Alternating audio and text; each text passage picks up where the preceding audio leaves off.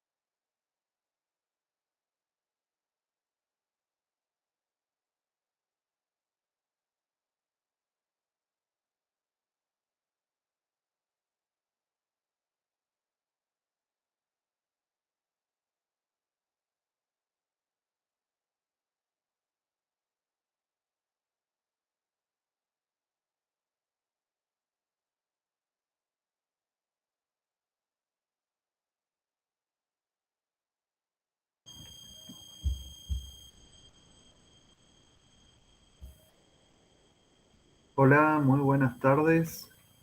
¿Cómo están?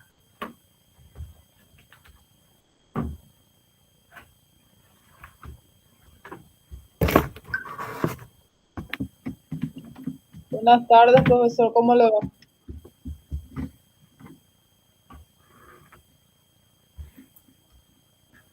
Muy bien, ya listo para una nueva sesión. Estamos esperando unos minutitos que se sigan sumando compañeros y compañeras a la sesión y ya en 2 minutos iniciamos con los temas para hoy.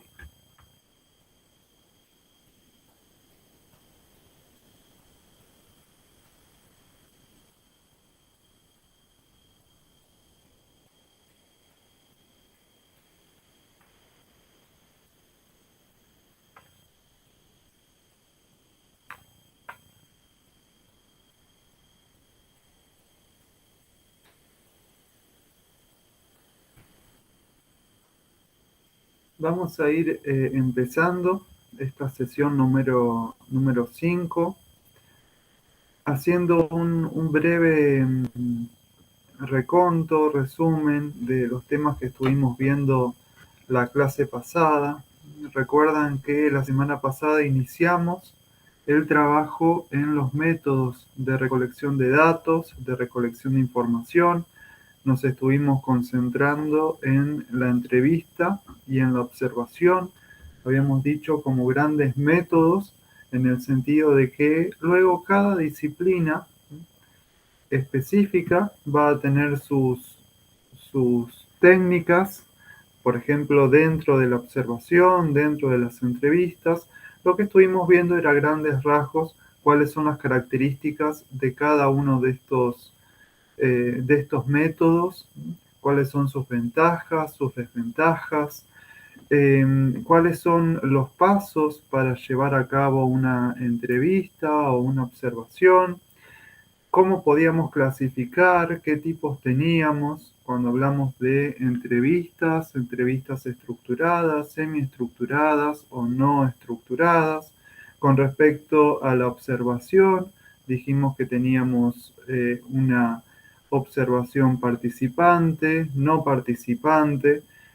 También habíamos estado discutiendo cuál era el rol que cumple el observador, si modifica el comportamiento de los individuos o de las unidades que está observando con su mera presencia. Y también estuvimos resaltando en cuanto a la observación que cada uno de nosotros está atravesado por diferentes categorías. A esto me refiero con opiniones, con experiencias personales. Entonces, por más que todos los que hoy estamos aquí conectados observemos el mismo fenómeno, cada uno va a tener sus categorías. Entonces, puede ser que observemos o estemos recopilando distinta información o información diferente. En el día de hoy nos vamos a estar concentrando en otros métodos para recolectar información, como es la investigación documental y la encuesta, a modo de complementar con los métodos que vimos la clase pasada. Una cuestión a resaltar es que generalmente cuando realizamos investigaciones, ya sean en el grado, en el posgrado, monografías, tesis, se intenta que contemos con alguna de estas estrategias para recopilar nuestros datos. Y si podemos utilizar más de una, va a ser mucho mejor evaluado, se va a tener en consideración este esfuerzo de considerar varias o más de una técnica para recopilar información, ya que como estuvimos viendo, todas las técnicas tienen alguna desventaja, algún defecto, algún inconveniente.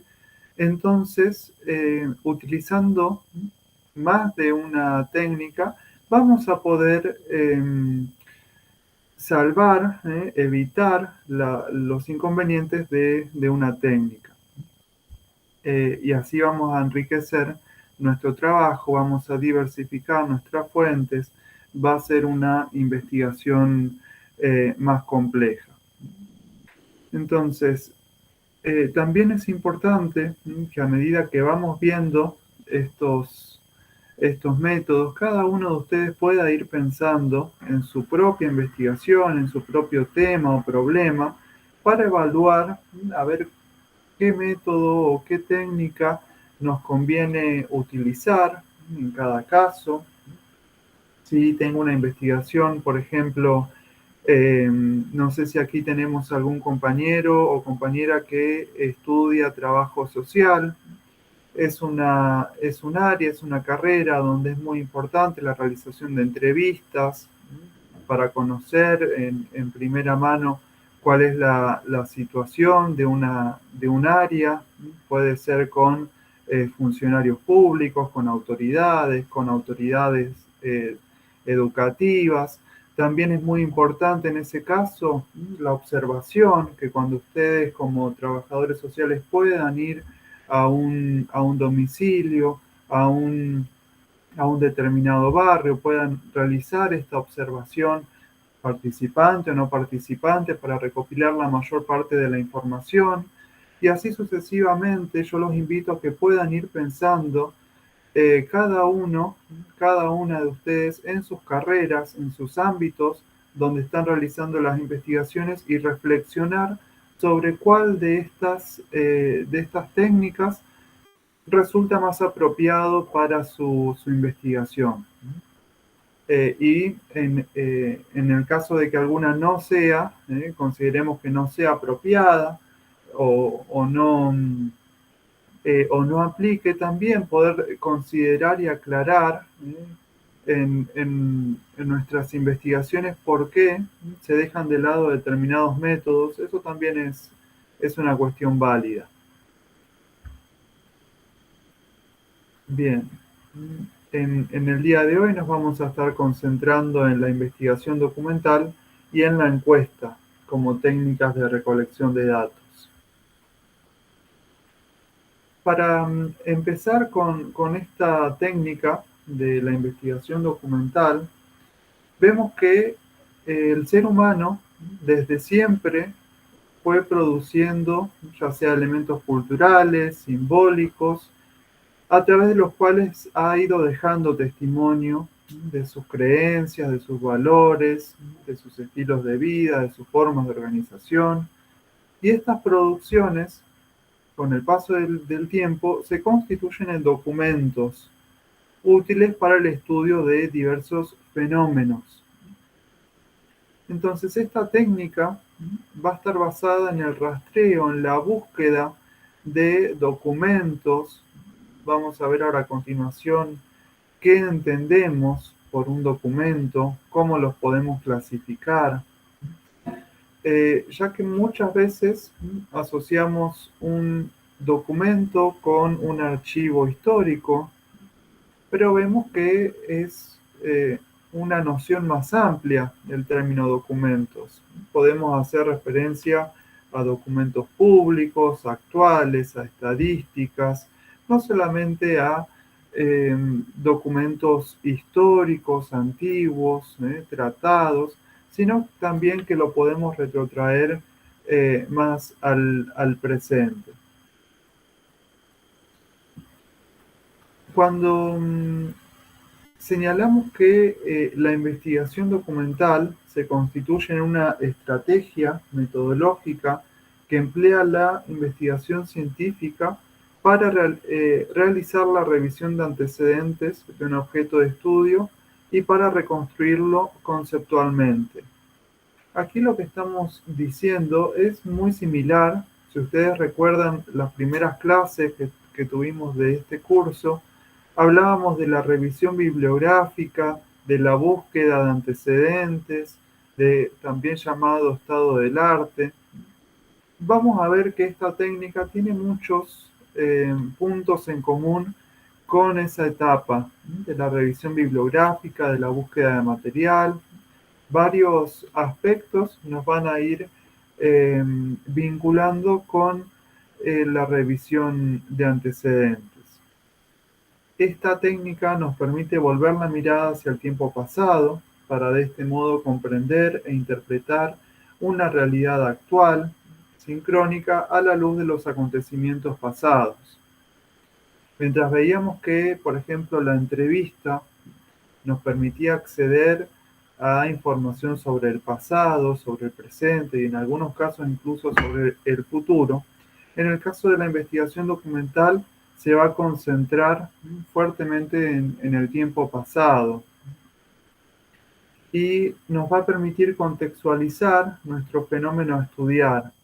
Entonces, sea cual sea nuestro tema o nuestro problema de investigación, la investigación documental va a ser una herramienta a la cual podemos recurrir en la gran parte de las disciplinas para ubicar, para contextualizar dentro de un espacio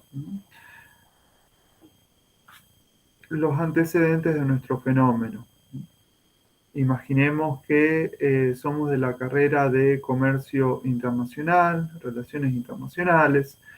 La investigación documental nos va a servir para tener un anclaje, por ejemplo, si estudiamos las relaciones de Paraguay con la República de China, Taiwán, vamos a poder recurrir a la investigación documental para indagar sobre las relaciones, desde cuándo existen, cuáles han sido los picos de mayor acercamiento en esta relación comercial, y así poder ir reconstruyendo. Imaginemos que el estudiante aborda los años 2010 a 2020 de esta relación, entonces va a poder, mediante la investigación documental, contextualizar los años previos al 2010 para tener esta información en su tesis, en su monografía, en su trabajo. Y al mismo tiempo, para el periodo que el estudiante va a estar analizando de 2010 a 2020, también va a poder recurrir a la investigación documental para, por ejemplo, consultar documentos en las embajadas o con funcionarios públicos, con las áreas de estadísticas del comercio. Va a poder acceder a una serie de documentos que ya van a trascender la idea de contextualizar el fenómeno, sino que van a otorgar herramientas muy importantes para concretar esa investigación. Podemos definir a la investigación documental como una estrategia metodológica de obtención de información que supone, por parte del investigador, el instruirse acerca de la realidad objeto de estudio a través de documentos de diferente materialidad, escritos, visuales, numéricos, con el fin de acreditar las justificaciones e interpretaciones que realiza en el análisis y reconstrucción de un fenómeno que tiene características de historicidad. Aquí considero que es importante que destaquemos que no solo se refiere a documentos escritos, también documentos visuales. Hoy por hoy tenemos acceso a documentos audiovisuales, como pueden ser documentales, clases magistrales, entrevistas, mediante plataformas como puede ser YouTube, en la cual también podemos obtener documentos audiovisuales para nuestra investigación. Hasta aquí, ¿alguna consulta? ¿Alguna duda?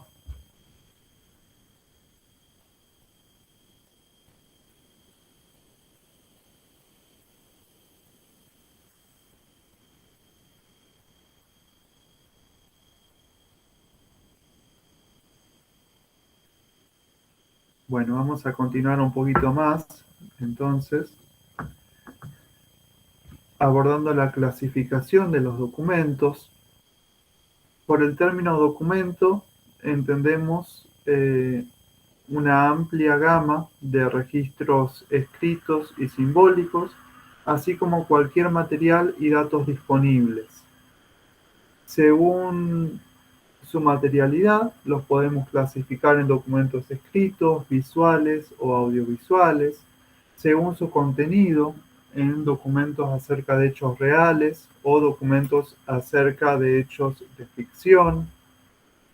También los podemos clasificar según sea la intencionalidad con que se hayan producido, ya sea documentos públicos o documentos privados, es decir, reservados o confidenciales, y según sea el modo de transmisión de los símbolos que contiene. Aquí puede ser, los podemos clasificar según documentos que hacen referencia a los restos físicos de una cultura, como pueden ser registros de pueblos originarios que ya no se encuentran presentes, o documentos orales, aquellos que se van transmitiendo de generación en generación. Vamos a continuar. ¿Cuáles son las ventajas y los inconvenientes en el uso de materiales documentales? En primer lugar, las ventajas puede ser su bajo costo en la provisión de gran material informativo, su carácter no reactivo. ¿A qué me refiero con su carácter no reactivo? En que no tenemos posibilidad de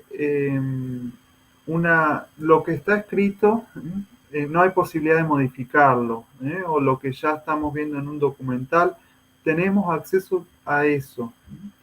Su carácter de exclusividad, que revisten un carácter de historicidad. En la mayor parte de los casos son archivos, documentos históricos.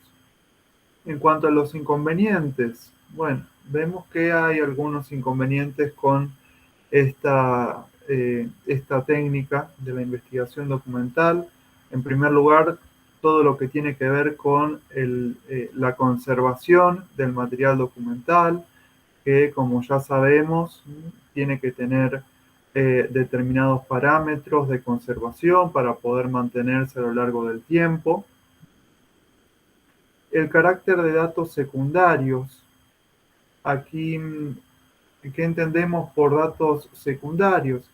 En que no fueron estos documentos que vamos a estar consultando para nuestra investigación, no fueron elaborados para resolver o para ayudarnos en nuestra investigación, sino que fueron o son documentos que se hicieron con un fin. Imagínense un tratado, fue un documento elaborado entre esos países en esa ocasión, no fue un documento para nuestra investigación.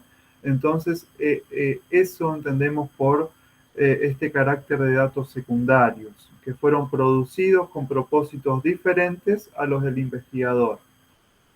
De nuevo aquí encontramos la interpretabilidad. Todos estamos atravesados por distintas categorías conceptuales, entonces podemos interpretar de distinta forma los documentos, y de hecho es algo que pasa todo el tiempo, distintas interpretaciones, y el riesgo que supone el empleo de material documental sin un sentido crítico.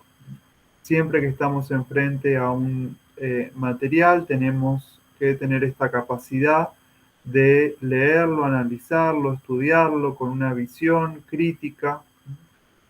Muchas veces, desde nuestro rol de investigadores, tenemos que poner en discusión ciertas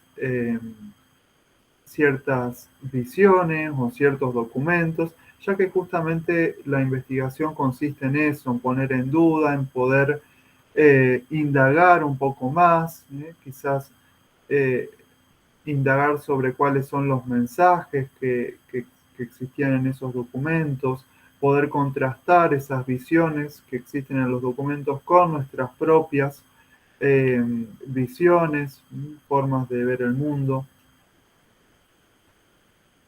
¿Hasta aquí alguien ha utilizado esta técnica de la investigación documental? Tenemos gente, estudiantes de historia, de disciplinas sociales, posiblemente hayan utilizado esta técnica.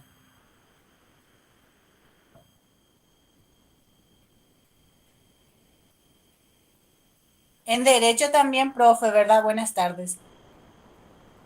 Buenas tardes. Sí, claro, en derecho es una de las áreas que más utiliza esta técnica.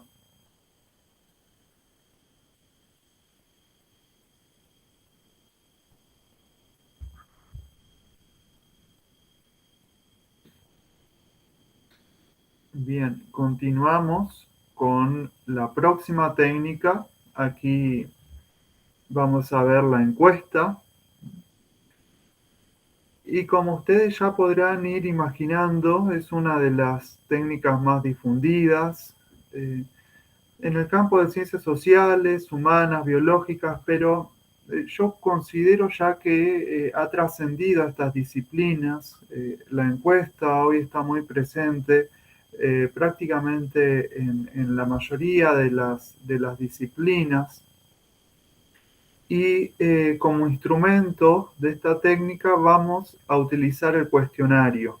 Por eso vamos a estar hablando bastante del cuestionario, que es justamente el instrumento, es ese formulario que quizás ustedes ya han visto o les ha tocado ser encuestadores o les han realizado encuestas mediante este instrumento del cuestionario. Lo que caracteriza la investigación por encuestas es su intención de describir, analizar y establecer las relaciones entre variables en poblaciones o grupos particulares, generalmente de cierta extensión. La investigación por encuesta es propicia cuando se quiere obtener un conocimiento de colectivos o clases de sujetos, instituciones o fenómenos. Nos va a permitir obtener una gran cantidad de información sobre un grupo de sujetos, a diferencia de la entrevista, donde veíamos que podíamos indagar a un número escaso de sujetos. Pero la encuesta nos va a otorgar un rango más limitado de cuestiones que son exploradas con mayor profundidad en la entrevista, perdón. Entonces, en la encuesta, el gran punto a favor, que ahora lo vamos a ver, es que nos permite acceder a gran cantidad de personas, de sujetos, y relevar mucha información. Lo que quizás se le critica a la encuesta es que es más superficial, no podemos indagar tanto o con tanta profundidad como si lo podemos hacer en una entrevista. El registro de la información se realiza directamente por escrito, sea bajo formatos previamente codificados o generados por el propio respondente. Se va a caracterizar por un alto grado de estructuración, ya que el cuestionario es un instrumento totalmente estructurado. ¿A qué me refiero con que es estructurado? Tenemos ya preguntas, muchas veces ya tenemos casilleros, tenemos preguntas para elegir o directamente para colocar la información justa, puntual que se necesita. No es muy común encontrar encuestas abiertas donde la persona puede responder lo que quiere, sino que generalmente o nos dan opciones o tenemos que seleccionar una. Es así como funciona esta encuesta.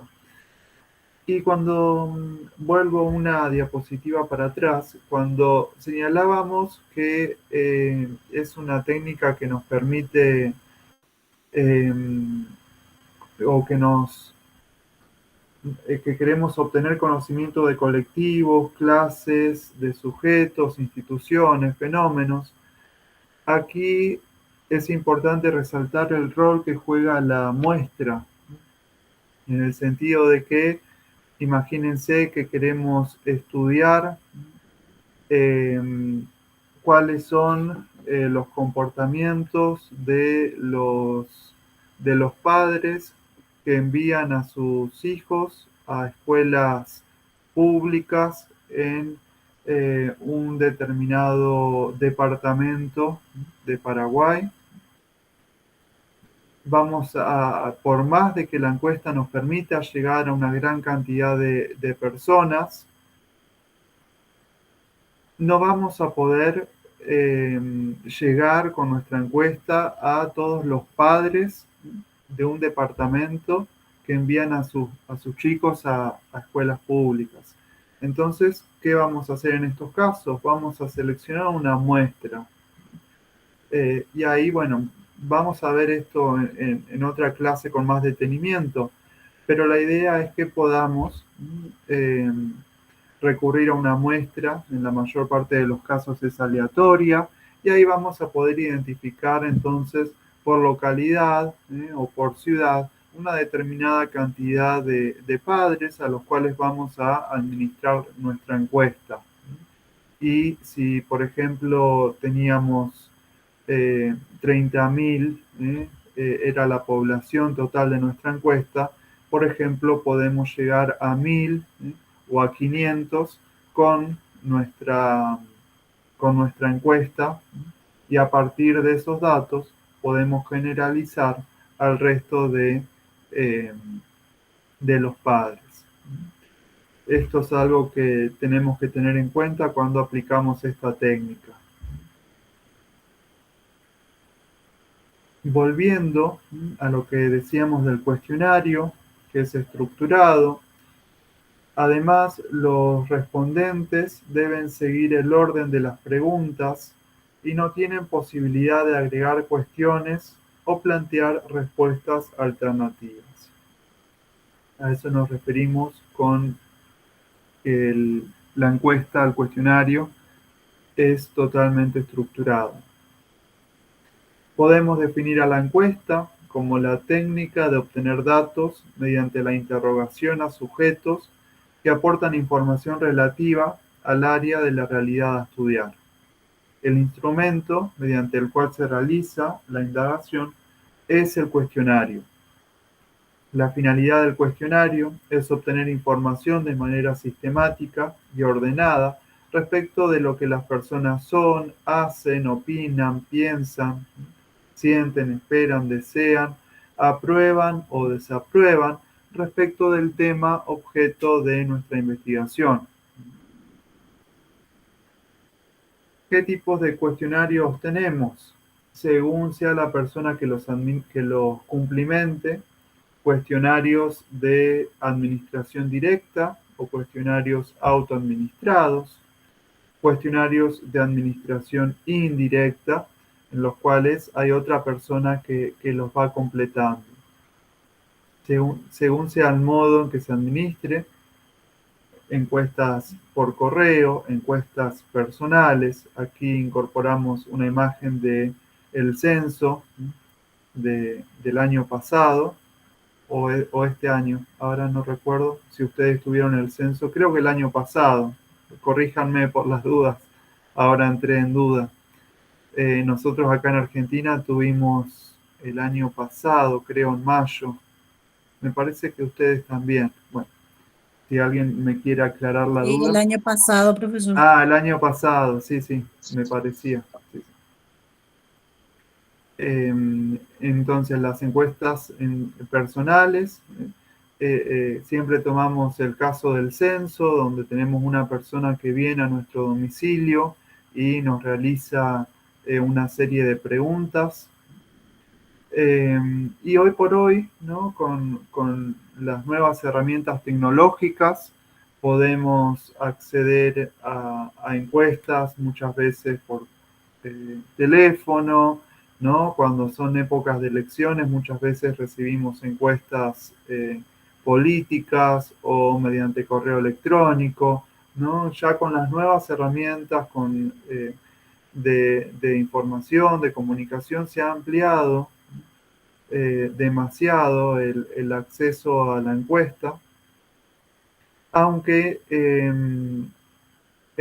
como en nuestro rol de investigadores, ¿no? De académicos, tenemos que seguir considerando la realización de esta técnica, de estos cuestionarios, en el sentido de que nos permiten acceder a una gran cantidad de datos.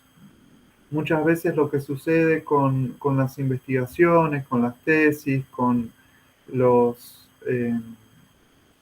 con las monografías, es que muchas veces carecen, ¿no? De un fundamento, de un trabajo de campo, de un trabajo empírico, que ya con aplicar una encuesta vamos a poder tener información fehaciente, si aplicamos una encuesta como corresponde, y la realidad es que nos insume un poco más de tiempo la preparación del cuestionario, la realización de la encuesta, pero en contraposición, nuestra investigación va a ganar mucha solidez, eh, mucho, mucho trabajo empírico. Sobre esto también quería mencionarles, ahí me olvidé, el tema de los cuestionarios que suele ocurrir que muchas veces no tengamos los recursos o las herramientas para llevar a cabo un cuestionario en papel, impreso. Bueno, hoy por hoy tenemos posibilidades, por ejemplo, de realizar un formulario online y creamos por ejemplo, un código QR que las personas puedan escanear con su teléfono y completar nuestra encuesta. Es decir, que hoy por hoy también con la tecnología podemos tener nuevas herramientas para que las personas completen nuestra encuesta en términos académicos. Ahí recordé también lo que les quería comentar.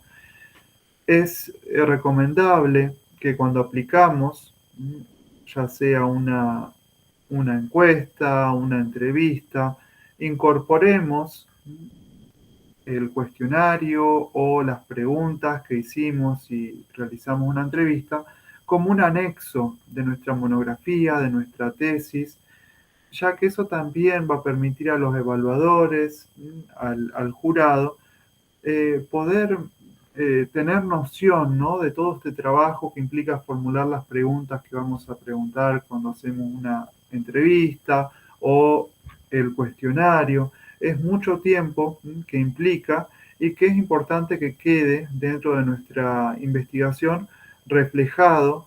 Por ejemplo, puede ser como un anexo e incluso también los resultados se pueden incorporar, ya que otorga mucha riqueza y mucha seriedad a nuestro trabajo. Vamos con las ventajas y los inconvenientes del cuestionario. En cuanto a las ventajas, puede ser administrado a una gran cantidad de personas, como dijimos, permite recolectar información sobre una cantidad considerable de variables. ¿A qué me refiero con esto? Una vez que nosotros ya tengamos nuestra encuesta aplicada, imaginemos que 100 personas respondieron nuestra encuesta, nosotros esperábamos ese número, entonces cumplimos con nuestro objetivo de las encuestas. Podemos empezar a jugar con las variables. ¿A qué me refiero con jugar con las variables? Imagínense que preguntamos a estos padres, volviendo al ejemplo de los padres que envían a sus chicos a las escuelas públicas en un determinado departamento, vamos a poder empezar a cruzar información. Si una pregunta fue cuál es la localidad donde viven, cuál es la edad de sus chicos, el turno en el que van a la escuela, si es mañana o tarde, podemos empezar a cruzar toda esa información seleccionando, por ejemplo, una localidad, luego un turno, y así vamos a poder ir cruzando todas estas variables y todas las preguntas que nosotros fuimos realizando para una determinada localidad, para una edad de los hijos, y así sucesivamente, cruzando distintas variables. Eso también enriquece mucho la investigación y requiere de un esfuerzo por parte del investigador para llevar a cabo este análisis. Muchas veces ya necesitamos herramientas como puede ser un documento de Excel para ir administrando todas las columnas y las tablas al momento de ir cruzando toda esta información. Asimismo, también nos permite la comparación de las respuestas a través de métodos estadísticos y favorece el anonimato en caso de que sean un cuestionario anónimo. Es uno de los métodos que nos permite mantener el anonimato. En cuanto a los inconvenientes, puede suceder que no haya posibilidad de aclarar a los respondentes qué se quiso preguntar. Imagínense el caso de una encuesta por correo electrónico que nos llega. Si no entendimos una pregunta, no tenemos forma de preguntar. En cambio, por ejemplo, si en el censo los censistas estaban entrenados para responder si la persona tenía alguna duda respecto a las preguntas que se le iban realizando, entonces, en ese caso sí evitábamos este inconveniente. La recomendación siempre es que las preguntas sean claras, no sean ambiguas. Y ya por último tenemos la indiferencia o el desinterés en responder una encuesta. La realidad es que hoy por hoy, no sé si a ustedes les pasa, pero estamos sometidos constantemente a recibir encuestas. Entonces es como que muchas veces las encuestas no indican cuánto tiempo lleva a completar. Algo recomendable es indicar cuando realizamos una encuesta, indicarle a la persona, esta encuesta te llevará 3 minutos, esta encuesta te llevará 5 minutos, si preguntamos más cosas. Así la persona también se da una idea de cuánto le va a llevar completar esa encuesta o de cuánto tiempo tiene que destinarle si la quiere completar de forma consciente y detallada. La realidad es esa. Entonces, muchas veces las personas, si realizamos una encuesta, por ejemplo, en la calle, nos van a decir que no tienen tiempo, que están apuradas, que ya completaron otra encuesta. Entonces, bueno, tener paciencia en relación a esta indiferencia o desinterés que hay con completar encuestas. Bien, vamos a continuar con el próximo tema de nuestra clase, así aprovechamos bien el tiempo.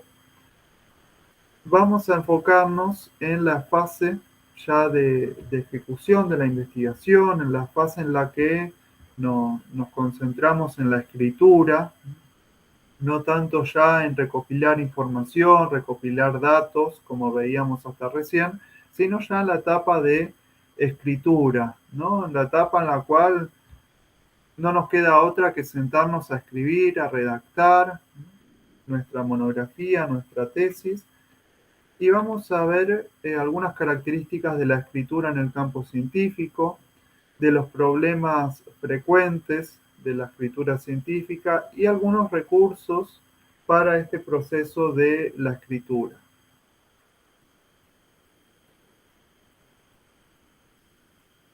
En primer lugar, resaltamos la utilización de un lenguaje especializado, de un lenguaje técnico, en el sentido de que cada uno de ustedes, dentro de sus disciplinas, utiliza un determinado vocabulario técnico, especializado. Tenemos que respetar siempre ese vocabulario, ese lenguaje disciplinar, y dirigirnos, escribir de una forma lo más formal posible. Como toda habilidad, la escritura requiere de práctica. Se aprende a escribir escribiendo.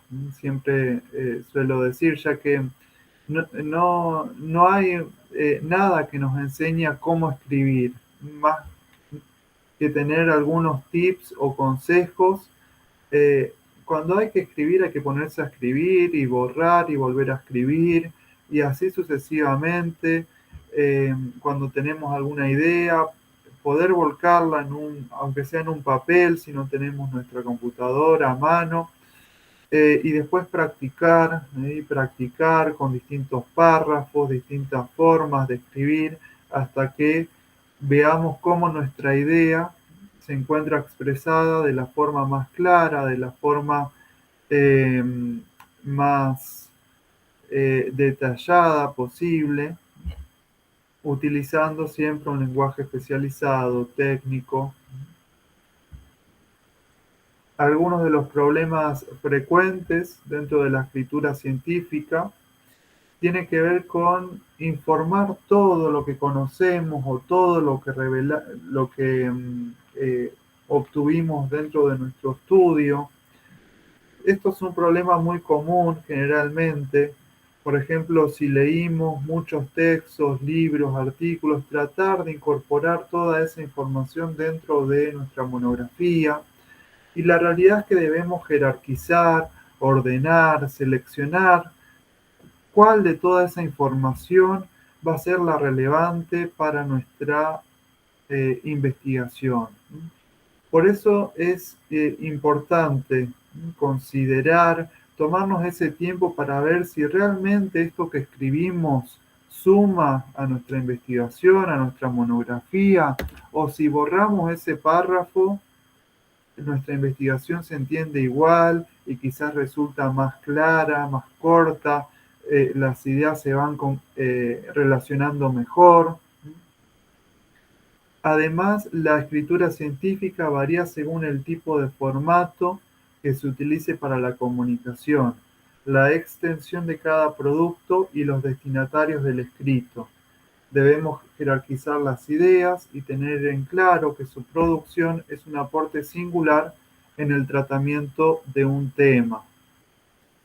Quien escribe una pieza científica tiene que comprender que lo escrito produce reacciones en la persona que lee. Bien. Además, la escritura de un texto científico implica un proceso recurrente y discontinuo.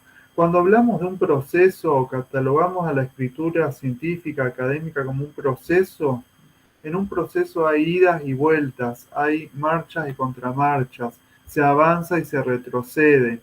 Eso tenemos que tener en cuenta cuando escribimos. Puede que haya momentos en los cuales estamos inspirados y escribimos y encontramos información y vamos procesando y vamos avanzando en páginas. Y puede que haya momentos en los que directamente no escribimos, no hay producción, estamos concentrados quizás en realizar encuestas, entrevistas, en buscar información. Entonces es muy importante respetar esos tiempos de cada uno para justamente que esa creatividad, que esas ideas puedan surgir en el momento en el que van apareciendo y no forzar. Muchas veces incluso me pasa que estamos frente a un texto y muchas veces no nos salen las ideas en ese momento y no hay que perder tiempo cuando estamos así en una situación de que no estamos escribiendo. Cuando estamos en esa situación es recomendable avanzar con otras tareas de la investigación para luego concentrarnos cuando nos surjan las ideas, cuando estemos en un momento más productivo en cuanto a la escritura. Además, se parte del supuesto de que es posible escribir el texto de una sola vez. He tenido el caso de estudiantes que plantean que en una semana van a realizar su tesis, su monografía, que van a escribir todo, y la realidad es que esto es imposible. La investigación, la escritura requiere de que vayamos paso a paso, realizando todo este proceso de escritura de a poco, con tiempo, que vayamos releyendo todo lo que escribimos. La elaboración de un texto es una construcción progresiva.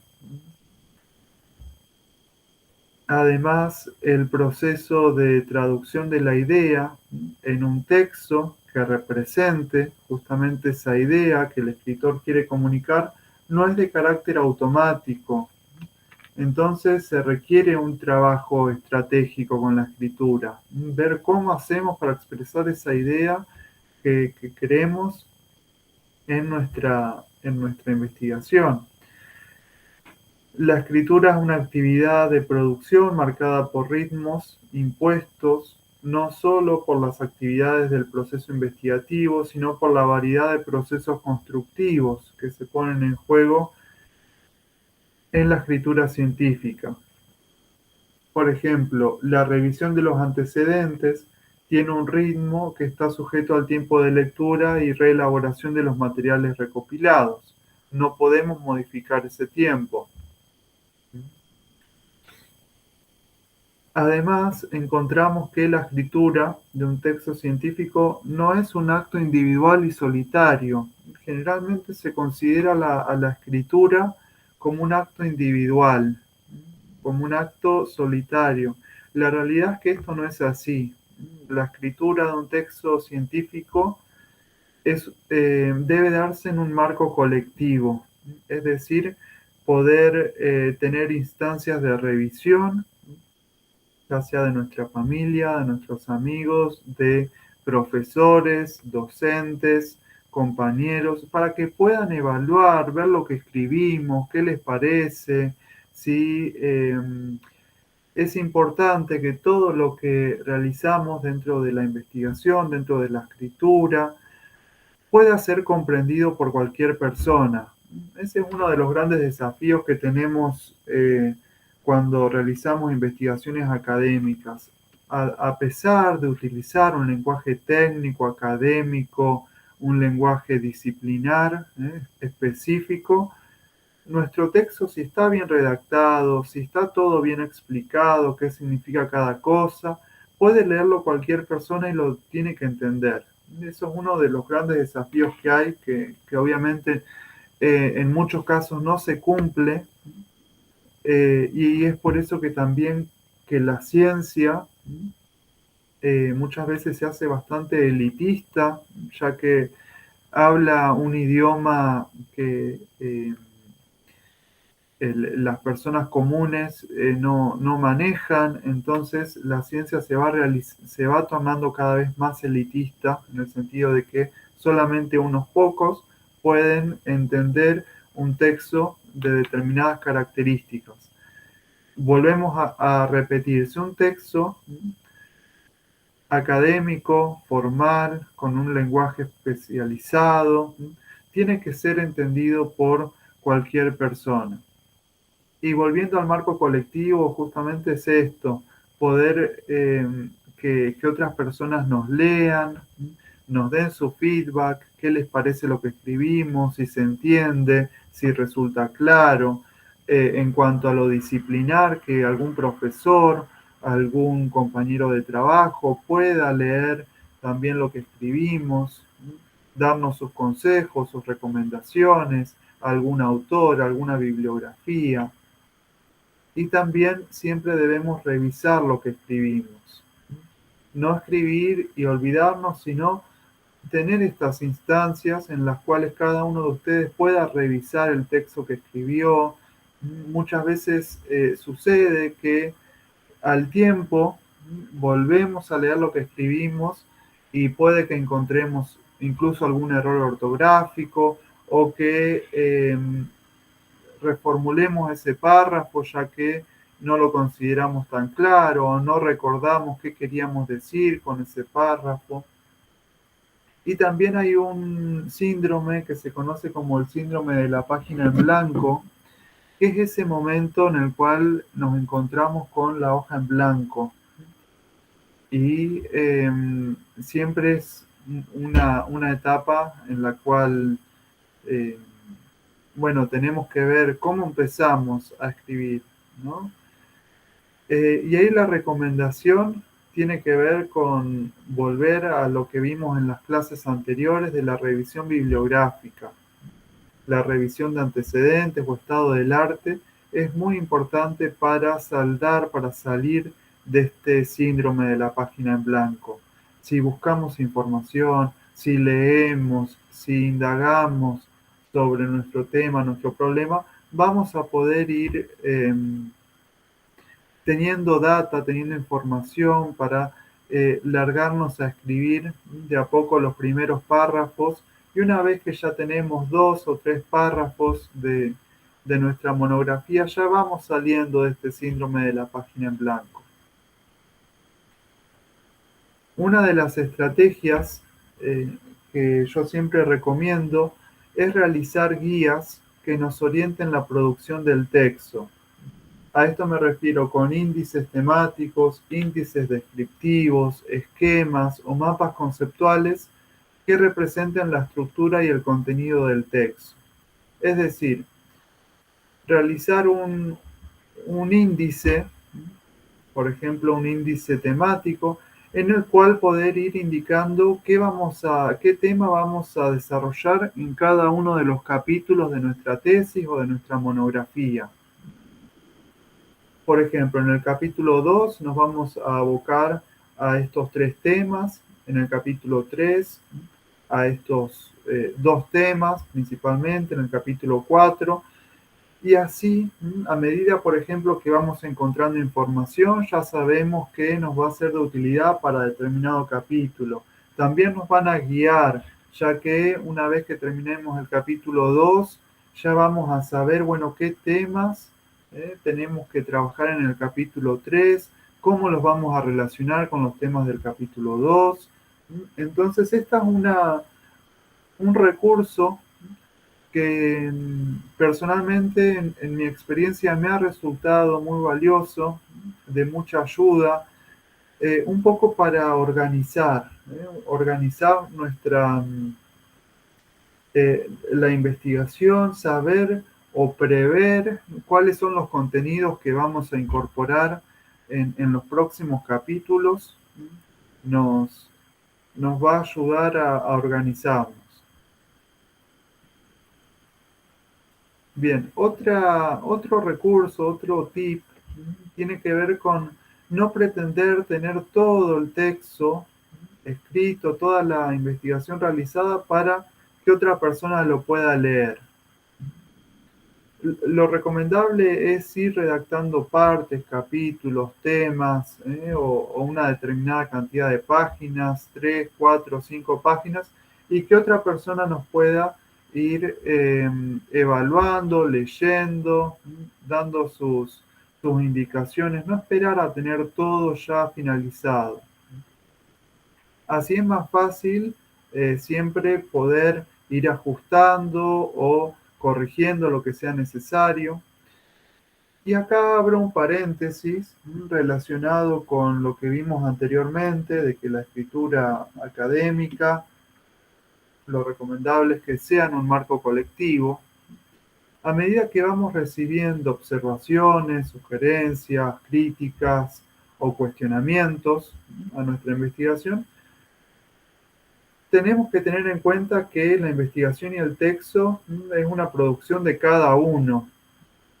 Entonces tenemos que evaluar cada vez que recibimos una observación, una crítica, realmente es aplicable, lo podemos aplicar a nuestra investigación o quizás no es conveniente tener en cuenta ese comentario o esa sugerencia y seguimos adelante con nuestra investigación. Ahí realmente está en cada uno de ustedes, o en el caso en que tengan tutores o directores de investigación, ahí también ellos juegan un rol clave en indicar si esos comentarios o observaciones son valederas o no. Entonces, eso también tenerlo siempre presente. ¿Cuáles son los requisitos de la escritura académica? En primer lugar, la coherencia, exponer las ideas en una secuencia lógica, la consistencia, evitar la contradicción de las ideas en relación al mismo objeto, a menos que no se establezcan las excepciones, la claridad, hacerse entender utilizando adecuadamente los códigos y lenguajes generales de la ciencia y de la disciplina, la concisión, dar precisión al discurso con el fin de decir lo justo y evitar la redundancia, la profundidad, adecuar el desarrollo del tema al tipo de texto y a los fines expositivos que se plantea el autor, la pertinencia, es decir, el contenido debe de tener relación con el tema planteado. Argumentación, tratar de persuadir al lector, sustentando el problema, y elegancia. El texto tiene que estar bien escrito, tiene que estar con una presentación adecuada al tema tratado. ¿Hasta aquí alguna duda, algún comentario? ¿Alguien pasó por estas situaciones en la escritura académica? ¿Se está iniciando?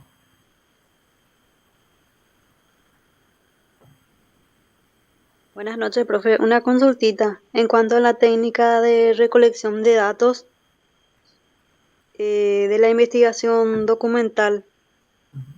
Usted mencionó el tema del tratado, entonces no se recomienda usar eso para un trabajo de investigación. Hola, Beatriz. Sí, es recomendable realizar o consultar tratados. Por tratados me refiero, por ejemplo, a tratados entre países o tratados dentro de lo que es el derecho. Es posible utilizar tratados como fuente de investigación documental. Bueno, muchas gracias, profe. No, gracias a vos, Beatriz. Bueno, entonces vamos a ir finalizando nuestra sesión. A partir de la semana que viene, los espero para trabajar sobre dos temas. Uno, el marco teórico y marco conceptual. Y por otro lado, nos vamos a concentrar en todo lo que tiene que ver con citar un texto de forma académica, para de esa forma evitar el plagio, eh, que es penalizado, ¿no? Y en pos de mantener siempre la ética académica, lo tenemos que evitar siempre. Entonces vamos a ver distintas opciones de citado y las normas APA, que son las normas, también vamos a hablar de las normas Vancouver, que son los dos sistemas que nos permiten citar las referencias bibliográficas dentro de nuestra investigación. Y vamos a estar, bueno, trabajando también en más herramientas para la escritura académica. Si no hay más dudas o comentarios, me despido hasta la semana que viene.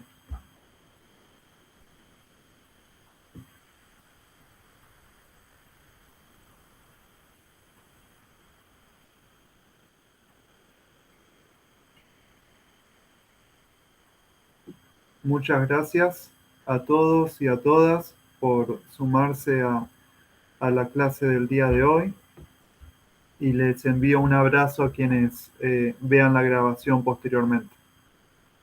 Muchísimas gracias.